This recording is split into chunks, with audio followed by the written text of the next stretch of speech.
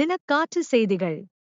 தியாகி சங்கரலிங்கனார் அவர்களின் நினைவை போற்றும் வகையில் விருதுநகர் மாவட்டத்தில் ரூபாய் 77 இலட்சம் செலவில் மணிமண்டபம் ஜூன் 18, 2015 அன்று திறக்கப்பட்டுள்ளது. மேலும் விருதுநகர் மாவட்டத்தில் தியாகி சங்கரலிங்கனார் அவர்களின் பிறந்த நாளான ஜனவரி 26 மற்றும் நினைவு நாளான அக்டோபர் 13ஆம் நாளன்றும் மாலை அணிவித்து மரியாதை செலுத்தப்பட்டு வருகிறது.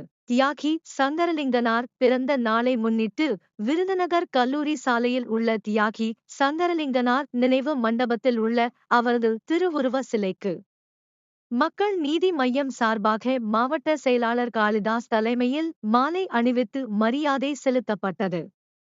இந்த நிகழ்வில் நகர செயலாளர் கமல் கண்ணன், மாவட்ட ஆதிதிராவிட அணி அமைப்பாளர் பன்னீர், நகர நிர்வாகிகள் சங்கர், சசி, பன்னீர்செல்வம், கமல், பொன்ராஜ், கர்ணன், தவ்ஃபீக், கல்பனா மற்றும் திரளான மக்கள் நீதி மய்ய நிர்வாகிகள் கலந்து கொண்டு சங்கரலிங்கனார் சிலைக்கு மாலை அணிவித்து மலர் தூவி மரியாதை செலுத்தினர். விருதுநகர் செய்திக்காக செய்தியாளர் பாண்டியராஜன்.